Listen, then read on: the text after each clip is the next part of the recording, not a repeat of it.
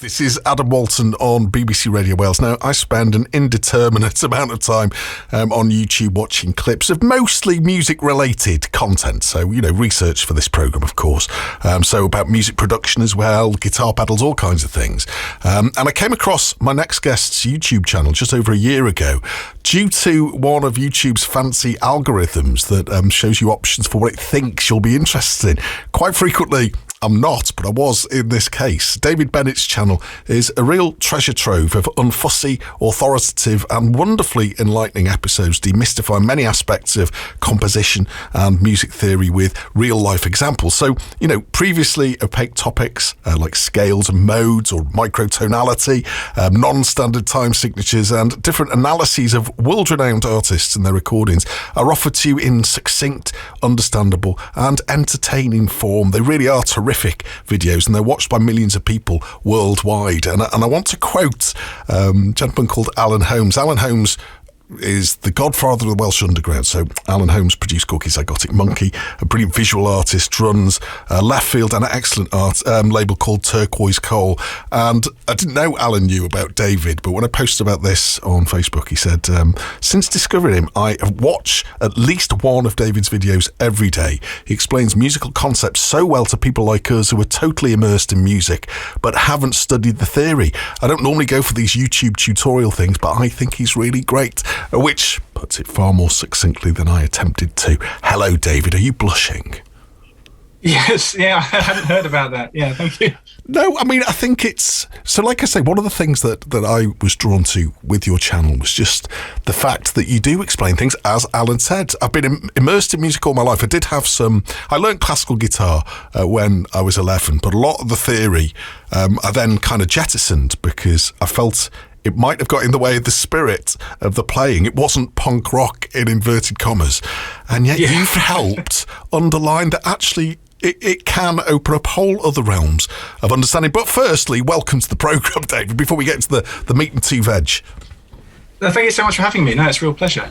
Well, it's lovely to hear your voice coming out of my headphones. What have you been up to? Because as we'll explore, no doubt during the conversation, being a YouTuber, creating content to the standard that you do, I would imagine that takes quite a lot of time. Has it now become your full-time business? I know you're a professional piano player, aren't you, by trade? Yeah, I think over the last 3 or 4 years that I've been doing YouTube, it's slowly but surely taken over my entire career, and a lockdown obviously kind of forced that upon me as well. So where I had an obvious thing to put all my time into when we were locked down, and since that I've just been cutting away at other aspects of my career just so I could focus on YouTube as much as possible, because I really love doing it. One of the other aspects of your videos that I love your youthful enthusiasm and for this and authority. So obviously it's difficult to kind of convey that over the airwaves, but if people see you, they'll understand that. So, and I only say that to put into context the next question. When did your relationship with playing music begin? Because I would imagine, you've been playing the piano since you were a young age. Has that been the case? I started around the age of 11, and I was sort of I wasn't instantly taken by it. I think the lessons I had initially were quite formal and classical focused, old school style, and I didn't get on with them at all. Quit after about a year, and then I still had the keyboard in my home. And then when I was about 14, a lot of my friends started playing guitar and drums and those sort of instruments, and I had this keyboard still, so I was sort of naturally drawn back to it out of this urge to want to play music with other people, really. So then, generally the route into kind of understanding theories is when it goes hand in hand with learning an instrument from the very beginning. You almost pick it up as an adjunct to the actual playing itself. When then did your interest in musical theory, come about or start? Well, I didn't, as I said, in earnest, I began playing my instrument at 14, but I didn't actually start studying music formally for a couple more years. So for the first couple of years, I was teaching myself, just finding my own way. And then I remember when I first studied music formally was doing an A-level, and when they started explaining some of the music theory concepts like chords and scales, it all sort of suddenly clicked in my head that I'd sort of naturally come sort of lent into these chords. I didn't know what they were called. I didn't know it was a major chord or a minor chord, but I knew it sounded good. And then they presented me with these theories, and it all sort of just lined up. So some of that kind of authority that you have in the videos, that's because this is relatively recently earned and won knowledge. I think I learned very quickly. I did that A-level, I then studied a degree, and the whole time, it wasn't just in the classes that I was learning. I would read about theory, and obviously I was playing music every day. I've played music as my full-time career ever since I left uni, and when I was at uni, I was playing music every day. So just when you do something every day like that, it's hard not to pick something up. Yeah, it's that 10,000 hours thing, isn't it? Yeah, so with instruments, it's very easy to amass that 10,000 hours. Probably a bit late. If you're just naturally drawn to the instrument, it's not a chore, and it's sort of just it put enough time in and it happens. It evaporates. All of that time evaporates quite quickly. So when did you realise?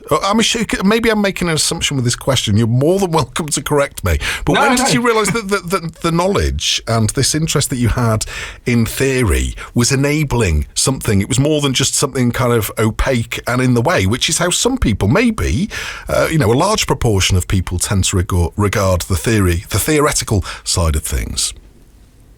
Well, I think I was always naturally interested in theory, so I saw it as sort of empowering, and I didn't see it as an instruction book on how you should play your instrument, because I'd learnt my instrument ultimately before I learnt theory. But I think something that I encounter a lot, and something I saw a lot when I went to university, is some musicians who've never been taught theory before, they almost get defensive because they've got so far without knowing theory, and then someone perhaps quite bookish says, "Oh no, you need to learn theory," and they take it as a sort of almost take offense to it. Well, I know how to play my instrument. Why should I learn all these, rules? Yeah. We need to play a piece of music. It's kind of, I don't know whether it's illustrative of your journey, but I asked you to pick 4 pieces of music. I want to play this one down because it's long, but also this was, I heard this on a compilation tape that someone made for me 25 years ago, and it blew my mind.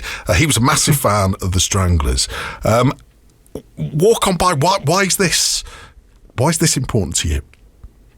Well, I mentioned before that the real drive that got me to learn my instrument was that everyone around me was picking up guitars and drums and all that. And they were playing rock music. Getting a keyboard, fitting a piano into rock music isn't always the most straightforward thing. But the Stranglers just served as an example of how it could be done to me. And I remember hearing this record, particularly the keyboard solo in the middle, and thinking, that's how I want to play keyboard. Yeah. I can completely understand that being inspirational. So I'll play it now. Don't go anywhere, David. We'll be back with you in 6 minutes and 22 seconds. If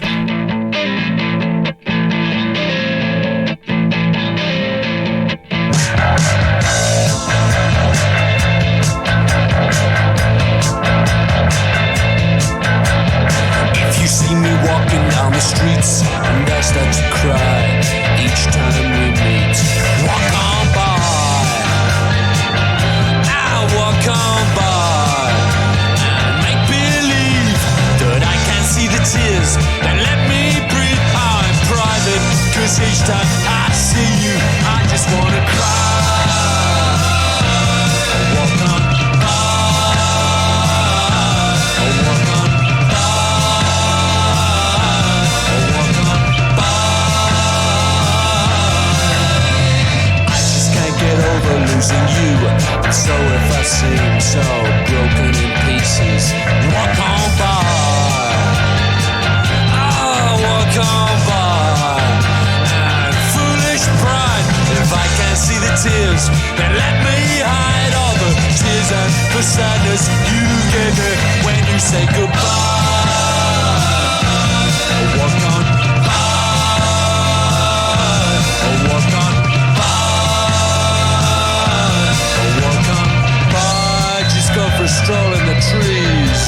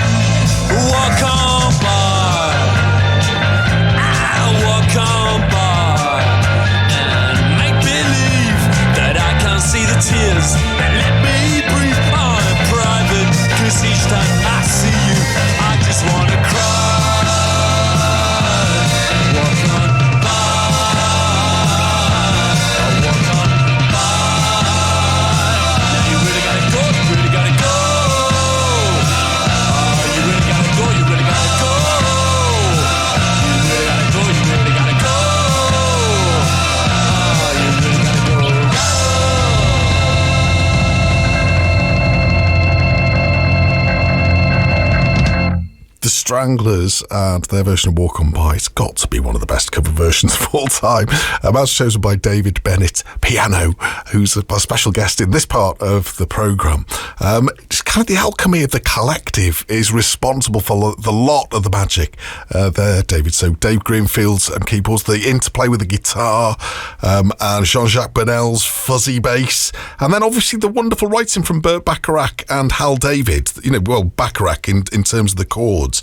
And that's where I think your channel on YouTube has kind of really helped me to kind of understand what it is within that and kind of the chords and the tones, just the way it kind of progresses, that I wasn't understanding from 1-4-5 chord primitive rock and roll.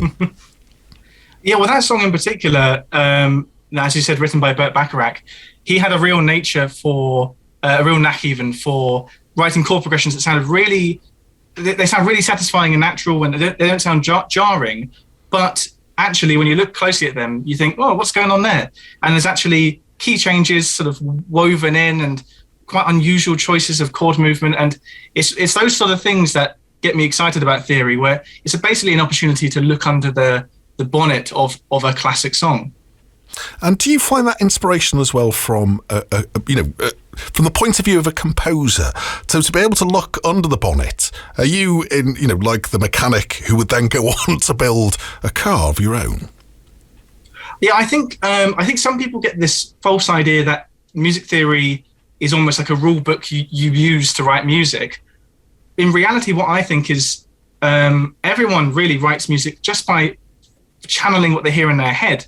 But music theory not only enables you to more faithfully recreate what you hear in your head, but it also enables you to look at your music, look at someone else's music and think, oh, whereas I made that choice, subconsciously or not, they've made that choice. And, you start realizing the box in which you actually have been writing in all along.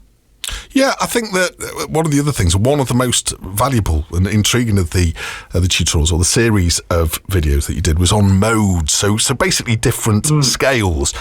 Most of the music that we listen to, I mean, I know that this is a broad generalisation, is in a major key or a minor key, but you were introducing things like the Mixolydian, the Lydian modes, and to me, I'd heard these things mentioned. I knew that they existed, but I'd never seen then those modes applied to songs that I knew I was already familiar with. And so many light bulbs went off in my head, but also just potentials for either composition or listening to something. I do a BBC Introducing show on BBC Radio Wales. It gave me another aspect of vocabulary to kind of understand perhaps why something was more interesting than something else. Yeah, well, major and minor is something that most people are familiar with, even non-musicians. And the modes are really basically just a slightly broader version of that. Major and minor are modes. And then we have this broader, as you said, vocabulary to describe in a bit more nuance, because, musicians, when they start looking at songs, they realize, well, not everything really fits into major and minor. There's edge cases and there's things in between. One of the characteristics of the channel is just how all-encompassing it is. I love that you managed to find examples across the genres. So are you naturally curious and Catholic in your tastes? There's such a refreshing lack of snobbery about your channel. Well, my number one priority when I'm choosing what music to talk about is that people have heard of it, that it's popular, and therefore I really want to cover a broad range of music to make sure I'm reaching as many people as possible, because too often music theory is taught absent of actually listening to real music. And you can imagine how uninteresting it would be to learn about something theoretically and never actually get to do it or listen to it, the end result. So what I try and do is first and foremost, in the earliest possible in the video, play you some music and say, this is the sound that we're going to be talking about, rather than just reading from a textbook. Yeah, there's not much in the way of intoning. You're wonderfully succinct as well. I think that this because snobbery is actually a very important part of, I think, people's musical evolution, whether it's as listeners or people who make music. To feel fiercely and tribal about music, at least on the surface, is important. But in private, you can watch these videos and kind of maybe understand about music that in public you wouldn't necessarily want to admit to either liking or being interested in. I remember a story about John Lydon, Johnny Rotten's record collection, album collection, how it had things, things like ABBA and Can, and things that might not have been highly regarded by the punk rock intelligentsia. So snobbery is both important and not very and corrosive at the same time, isn't it? I agree, actually. Yeah, I think music's always been a way that people group themselves with other people. They bond over it and they make it part of their identity, the type of music they listen to. But then it is so true that there are only two types of music: good music and bad music. And once you realise that, that it doesn't matter what style of music you look at, there will be good music and bad music, and you can't just write off an entire style or an entire decade just because it's not your thing. Yeah, and it's I know that you, as you explained earlier, you came at this from playing an instrument with mates, and then some of the more formal aspects of it came into play later. You learned theory a little later on. Have you experienced snobbery towards supposedly lesser music in the popular spectrum from any academics that you've come across? Not personally. Where I studied music, it was a modern music institute. It wasn't classical. But even then, I do think in the last 30 or so years, the walls between pop, classical, jazz, you name it, have started to break down in academic circles. I think in the 1960s, it was really quite clear that classical music was considered the music, the true high art form, and pop music and everything else was some other throwaway fad. But now it's started to blur, and people can listen to Bach one day and the Beatles the next. Well, we are going to play the Beatles next. It's almost like, well, you did choose the songs. So I'm not suggesting you do. I'm not going to be asking you for lottery numbers. I'm always talking about the Beatles. It's no coincidence. So am I. We could dedicate a good 5 minutes to it now. I really enjoyed Howard Goodall's series for Channel 4 back in the day. I think, around the turn of the millennium, just a little bit after that. I mean, have you seen that? Was that at all inspiring to you? Because as an eminent composer, he brought some of his theoretical chops to analysing the Beatles. Has that been something that's inspired you? Definitely. He's someone who, especially when I first started the channel, people kept comparing me to, and he, particularly as he came from the classical world, he the fact that he was talking about the Beatles with the same level of respect and gravitas as he would Beethoven or Mozart or whoever. It's that sort of thing where it starts to change people's perspective and think, well, maybe just because they're playing guitars, it doesn't mean it's any less sophisticated or important. Well, we're going to play Strawberry Fields Forever. I can think of a million reasons why you might have chosen this, but there's no point me speculating. Why this song in particular, David? Well, I think the Beatles were my first love in music, and they are a treasure trove of interesting ideas, made ever more interesting by the fact that they didn't really have a formal education in music theory. So they were just sort of very, very open-minded, forward-thinking people. And this song is both as from a harmonic point of view, from an instrumental point of view, and even the record production is just absolutely groundbreaking. And it's 100% my favourite song ever. Okay, well, and mine. So the Beatles and Strawberry Fields Forever, and we'll be back with David Bennett in 3 minutes and 34 seconds. I very nearly told you what that was then, and there's no point in doing that. Well, the Beatles and Strawberry Fields Forever. Clearly, my special guest in this hour of the programme is David Bennett, piano, who runs a fantastic YouTube channel where he enlightens, inspires, elucidates aspects of musical theory using real-world examples that we recognise. It's tremendously inspirational. There are millions of viewers worldwide, and David is with me. And now, the Beatles in particular have been pored over by all manner of scholars and writers. We mentioned Howard Goodall earlier, and as you mentioned, they weren't, they didn't have a technical understanding, a theoretical understanding, but they did have a great translation of their ideas into arrangements in George Martin, didn't they? And it's very, very apparent in that particular song and recording. Was George a huge inspiration to you as well, David? It's funny that you say that. I've always maintained that if I was a Beatle, I would be George Martin. Yeah. Because I'm not that, as a musician, as a performer, I'm in my element when I'm behind the scenes doing all the technical bits and bobs. And George Martin, he really was the galvanizer. And that's that track, as you mentioned, on Strawberry Fields. After the 1 minute mark, there's no real input from Paul McCartney, no real input from George Harrison.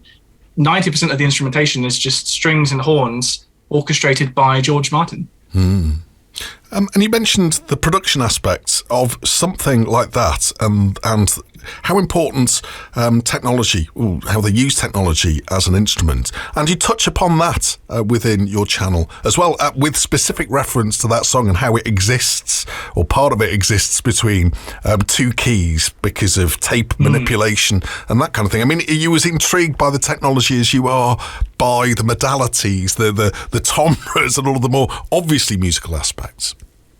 Well, it's all part of it, really. And I think that's the most interesting thing with more modern music, with music from the last, since the 1950s onwards, really, where, someone like Beethoven wouldn't be considering even that dimension of music at all, because, of course, it didn't exist. But now you can write the same song with the same chords, but imagine it in so many different ways using modern music production, take it in so many different directions.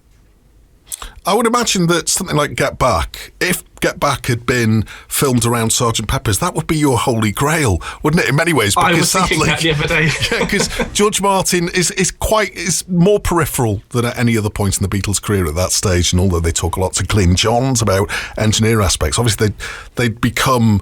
It was more of a rock and roll band than it had been for a long time at that point. They'd made a conscious effort, to try and get back to what they had been doing before. And it actually kind of didn't work. They then, on Abbey Road, went back to George Martin, sort of realising that they'd lost something. And just looking again at Strawberry Fields before we go to Radiohead, which is your next choice of song, John Lennon had a really instinctive understanding of how to take popular music, popular song, to places that it hadn't been before. Can theory enlighten us about that instinctive aspect when rules are broken, but new rules are kind of formed out of that? Well, what is interesting is when you analyse a song written by someone like John, who really didn't know any theory, you see how he took routes that you might not have taken if you followed more conventional lines of thinking. And rather than rules, it's more like he's forged an alternative route that you could now try for yourself. And is there ever a point when, because of your kind of theoretical knowledge, that some of the magic or soul or spirit is tarnished by almost knowing too much? Hello, David. I hope he didn't take umbrage with that question. So I think we've lost the connection temporarily. I will go to Radiohead. We will play Pyramid Song, which is another one of David's choices, and we'll endeavour to get the connection back up so I can ask him that question again.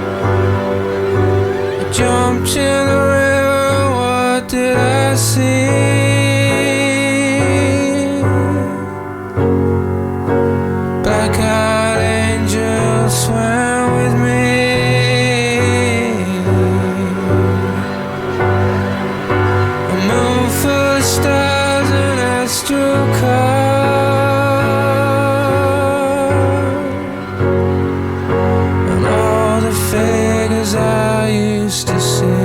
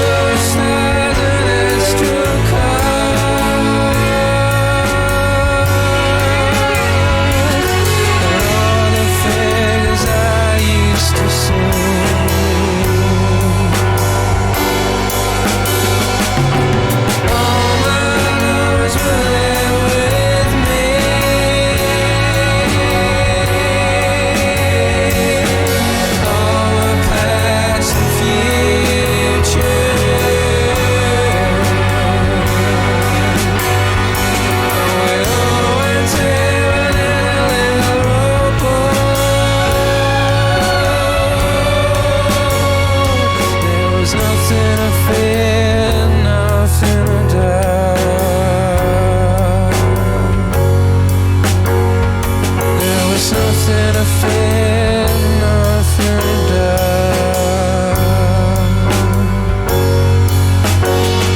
There was nothing to fear, nothing to doubt.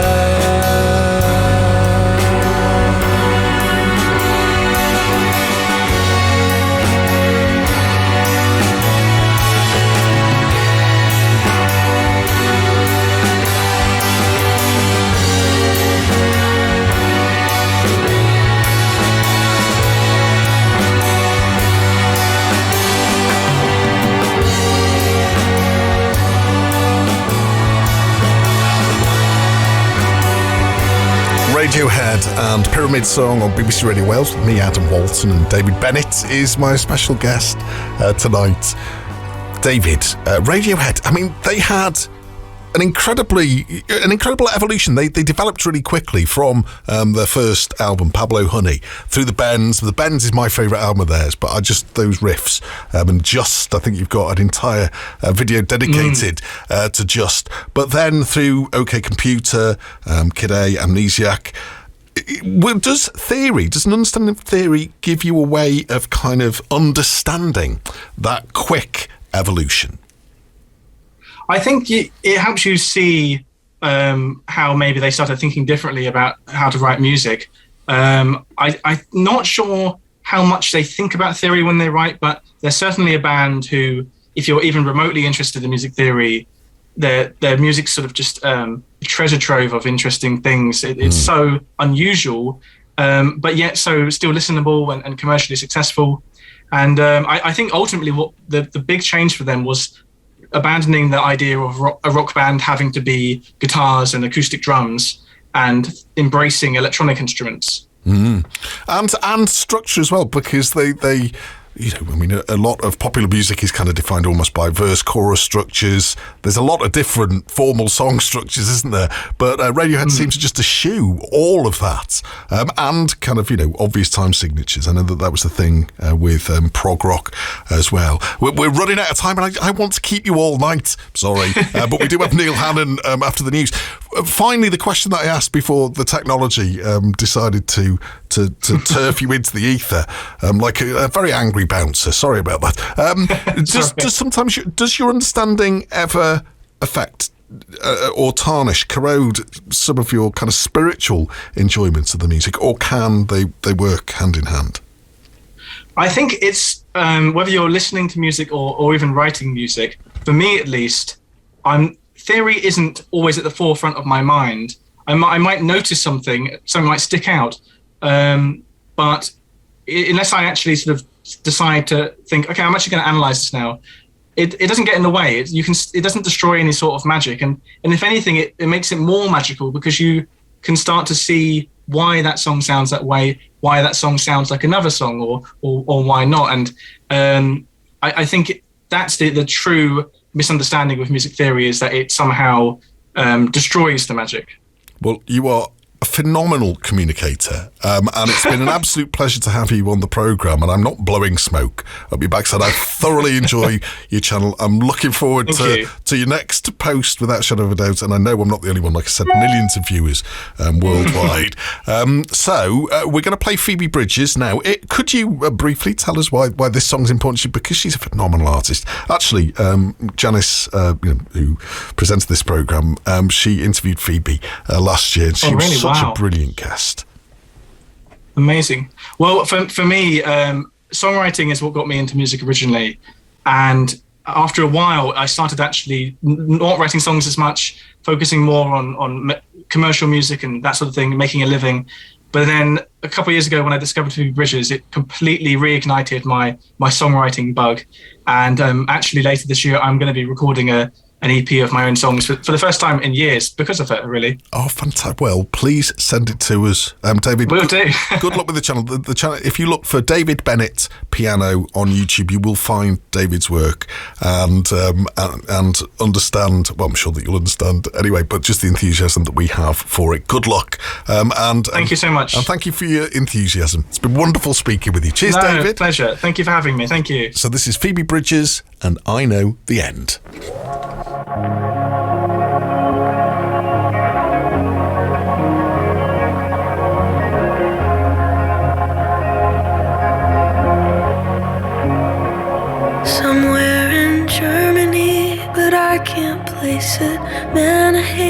this part of Texas. Close my eyes, fantasize.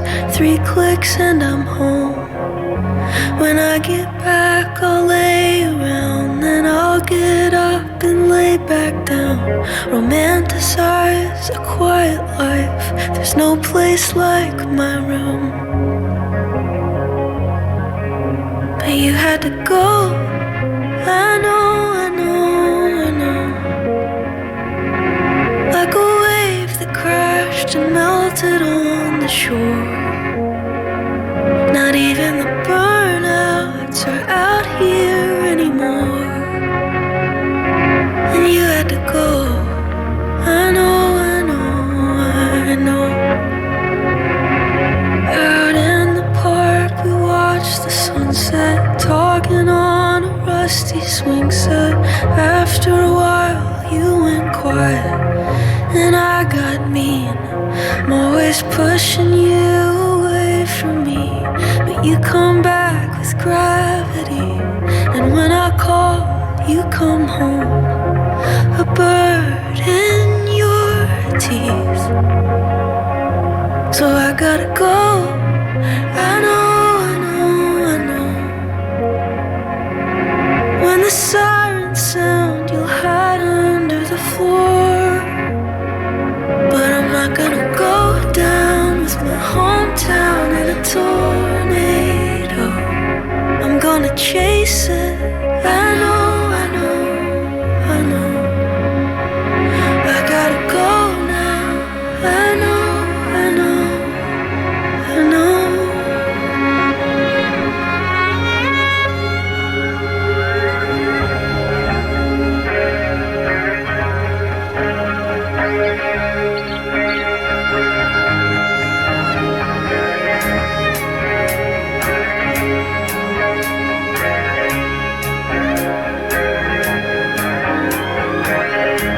Driving out into the sun, let the ultraviolet cover me up.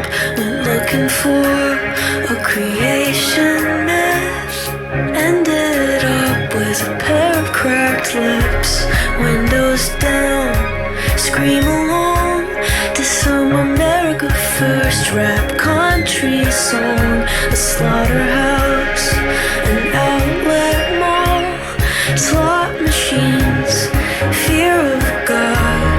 Windows down, heater on, big bolt of lightning hanging low over the coast.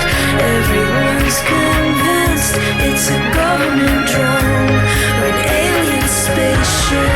Either way, we're not alone. I'll find a new place to be from. A haunted house with a picket fence to float around and ghost my friends. No, I'm not afraid to disappear. The billboard said the end is near.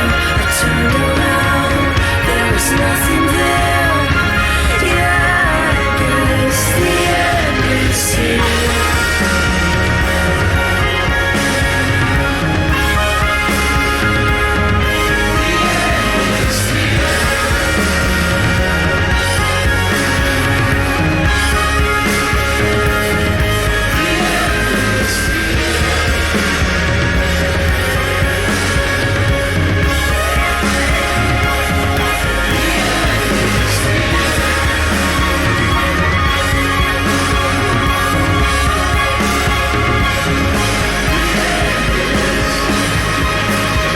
Thank you so much to David Bennett for his company. And again, and I'm not just saying this, please do check out his YouTube channel. You'll come away enlightened and I think maybe hearing and, you know, regarding some of your favourite music in an entirely different way. This is Phoebe Bridgers and I Know the End from the album Punisher. You can hear it without me talking over it in a multitude of formats and on a multitude of different services. Sorry, Phoebe.